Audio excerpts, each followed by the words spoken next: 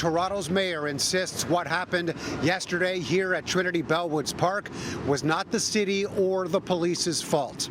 John Tory says the huge crowds of agitated protesters were to blame for the chaos, altercations, and multiple arrests. He says there will be a thorough review of how the dismantling of this homeless encampment was handled, but maintains it was the right move for everyone involved.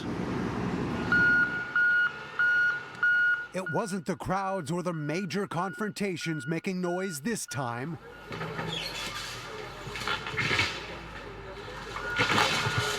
Large front loaders brought in by the city to clear the remains of the homeless encampment, still surrounded by fencing at Trinity Bellwoods Park.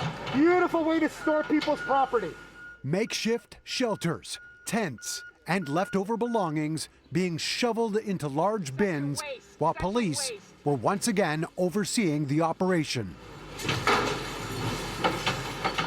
just want to get some of my belongings! My belongings! Sue, who had been staying at the camp, came back, climbed the fence, looking to collect more belongings, but was told it was too late. Stop that machine right now before he takes the rest of my stuff. She was detained and then released outside the fences shortly after. It's like they saw me coming, and all of a sudden I'm seeing those giant claws on one of my tents that there was still a lot of items in.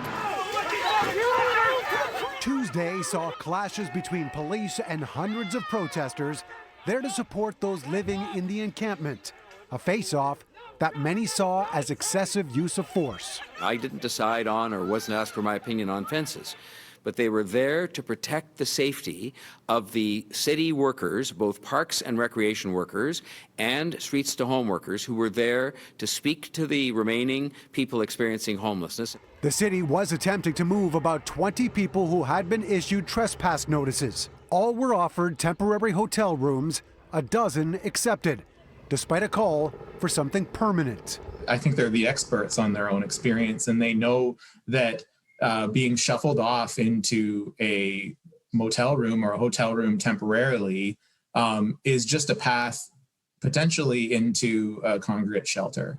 According to the latest data provided by the city, 95 out of 2,400 rooms at hotels were vacant as of Tuesday. Spaces set up for temporary response during the COVID pandemic were at 98% capacity.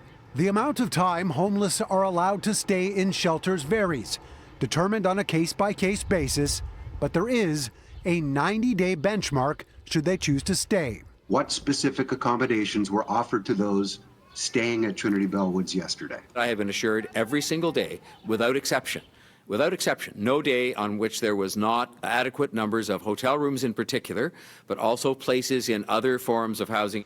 Tell that to Sue, who claims she was tricked into leaving the encampment with just a few of her belongings in exchange for more permanent housing. They failed in their promise to get me into it.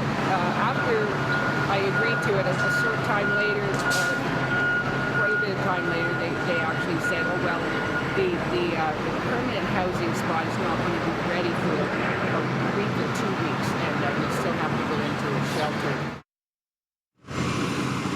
Now, Toronto police put out a statement in the last hour. They say protesters created an unsafe and unstable environment yesterday for everyone, and officers were just trying to de-escalate the situation with the least amount of force necessary.